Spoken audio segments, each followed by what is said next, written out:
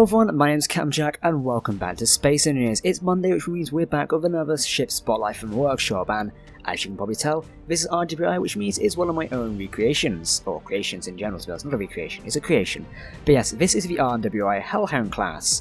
It was recently designed on Saturday when I was really bored and thought, right, okay, I'm going to have to do something, so I came up with this Corvette here. Then it was helped out by Ike Sky on the live stream we did on Saturday night. We just randomly live streamed. By the way, I'm next live streaming on Saturday night at 7 PM BST, so keep an eye out for that. But yes, this is the RWI Hell Hound class. Now for a while now, since the introduction of the Eclipse, I have wanted to produce a different line of RWI Corvettes, and finally I've got the time to actually make it. Also hello to the Apollo and Eclipse out of there. So yeah, this is the Hell Hound, and basically what it is a fast attack Corvette, very reminiscent to the Consular class from Star Wars, particularly Episode 1, kind of a bit like a Hammerhead in its design. It's made for speed and basically escort bigger ships. So maybe like 4 of these would escort the bigger ships like the Apollo over here, or bigger capital ships than that, and it basically just escorts it and uses guns to defend things.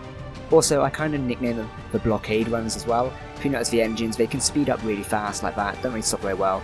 This ship it won't fly in atmosphere, but it'll break a blockade instantly. You've got the forward firing cannons here, you've got these two, you've got one on top, you've got one underneath if you're going over something. Obviously this can't actually fire too much forward, but it can fire left and right as you go by something, which is a cool design. So again, this is one of my own original designs, so I don't like to talk about it too much. I just like to show you guys what we're currently doing.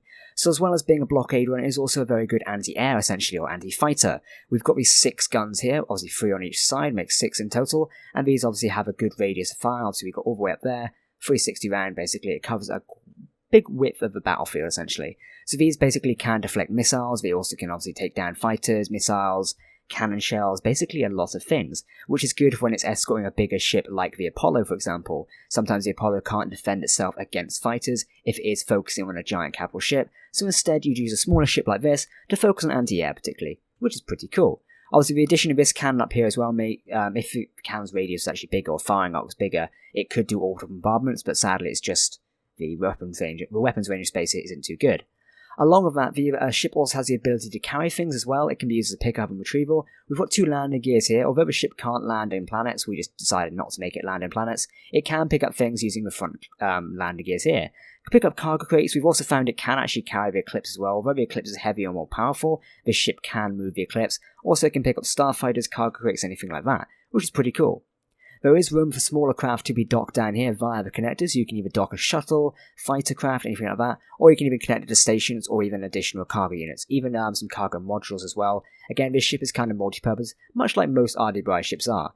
An example of a multi-purpose ship would be the Eclipse, which is a science corvette / command corvette, quite a few things. The Apollo can also be a carrier / battle cruiser / massive planetary transport if it needs to be, which is good. I like making my ships multi-purpose, because it means when we come to do cinematic recordings, we've got a lot to play with. Moving on to the engineering section, obviously we have 2 cannons on top and on bottom, or 1 on top, 1 on bottom. This was inspired by the Star Wars Consular class. It used to have a turret on top and a 1 on bottom as well. So that was a C-90. That's the Corellian Corvette's a C-90, the Consular class, I cannot remember what type that is. But it's that red ship that appears at episode 1. So we've got 1 thruster on each side, 1 giant thruster or big thruster to stop us when we come slowing down. A line of side thrusters along here with sort of red ribbed design here. I've not done anything on this thruster yet. I'm thinking of getting some numbers put on here, or at least some lights. Again, this ship is still a work in progress, however it will be available on the workshop as of today, so feel free to go download and play with the Hell Hound. Let me know how you find it. I really want to do a battle with it sometime, so we'll see what we can do with that. But yeah, a battle with this ship might be quite cool to see how it survives. I'll show you the interiors in a sec, but it's got a few things inside it, a few tricks up its sleeve. So yeah, going around the back, we also have, again, we've got the small Aiden turrets, which act as a point of defense at the back. As this is a blockade runner, it doesn't need much defense at the back, because by the time the enemy can fire on the back, this ship will already be well through their blockade, which is pretty good. So if we jump into the interior side of the ship, we'll give you guys a bit of a tour. So we have a forward-facing bridge up here. Now, a lot of people say, oh, this is strategically not sound, you shouldn't have a bridge at the front. However, for cinematic purposes, I like having a bridge up here. So we've got a lovely bridge up here, we've got command consoles, obviously helm would be here, tactical would be over here, the captain or whoever's in charge would sit there. Very few lights. Again, this ship is very minimalistic. There's going to be stats boards running through here. I've just not programmed the block yet, so instead we've just got text screens. More consoles here for standing crew to stand around and press buttons. Pretty cool. So we go through here, we close the door to a bridge. We've got a sort of a mid-section here, cargo containers which crew can easily access. Maybe they're carrying some weapons on board, people can access it. Look, I can dump uranium and stuff in here. There we go. Fantastic. Let's just dump all that in there. There we go. Ta-da. And that can be dumped in there, and it's connected up through all the ships. Sure, I probably could have put something else here, but I preferred having the cargo containers for effect. Moving through the next section, we'll close that door behind us. If we go around the top here, we do get a bit of an overlook of in the second engineering section. We can look over the jump drive along with some control buttons. 2 giant reactors down there as well. This is going to be obviously showing some stats lately. This is the main computer here, which is the programmable block. Those words there, programmable there. Stairs going down a bit. I need to adjust the lighting on a ship sometimes, so I know some complaints about that. Again, now we can walk underneath the jump drives and stuff here. Obviously, we've got lights up there, and that's where we were a minute ago. This is all protected by glass as well. I wanted 2 giant reactors. I chose 2 giant reactors, so we're happy with that. We've put the jump drive in the middle there, and ta-da, that's the way it's going. Control consoles here, so engineers can stand around pressing buttons and doing things. Pipes with ease of access leading around here. I love using the grated floors. So these are the catwalks grinded down. I love using them. Obviously, we've also got batteries here as well, which should be charging. I don't know what they're doing. Are those even on? Batteries? What are you doing? Battery. Oh, should we set them to recharge? Okay, they should be doing something, but they're not lit up for some reason. Okay, we'll roll with it. But anyway, moving on. Oh, by the way, the gravity generator is up on the roof, in case anyone was wondering. More stats screens down here as well. We'll have to put some stuff in it at some point.